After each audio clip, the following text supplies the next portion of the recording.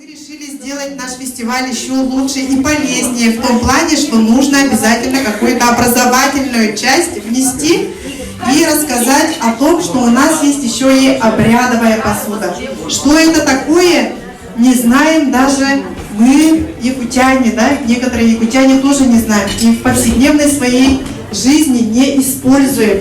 Давайте послушаем от историка, от специалиста, который это изучает, тонкий мир, историю Алгыстана Друзьянова и Царданы Друзьяновой.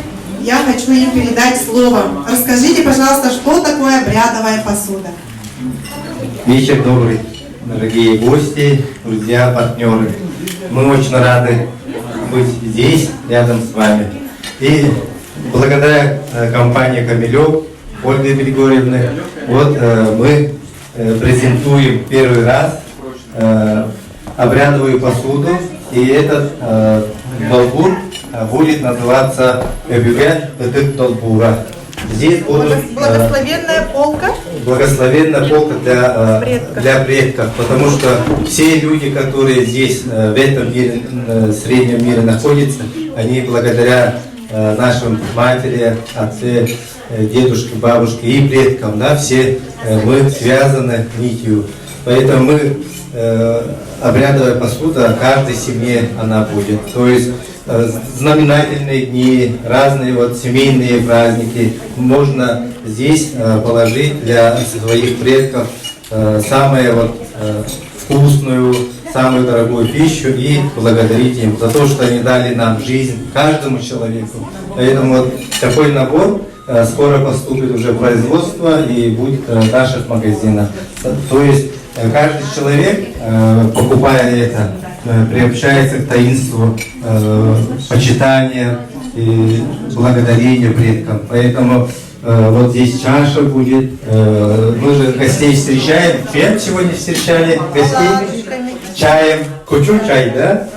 Чай с молоком, оладушки и пищу, которую хочешь вот, предоставить им, нашим предкам, да? И посуду. Здесь благовония.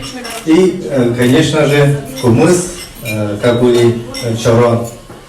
И в каждом долбуре будет, ну, каждый, кто хочет сделать украшения, алмаз или древо можно семейно сделать. И вот в сторону, где солнце восходит, вот это священный долбур будет в каждой семье стоять. И самые знаменательные моменты, когда вот нужно обратиться к предкам, можно сделать вот такой обряд. Поэтому всем вам желаю здоровья, успехов, чтобы ваши предки вас всегда оберегали и направляли в светлый путь. И в конце мы всегда говорили, были счастливы, да, что мы прожили светлую, прекрасную, счастливую жизнь. И мои дети, внуки, правнуки, они также будут чтить память предков, благословения. Спасибо вам. Уруй Айхал!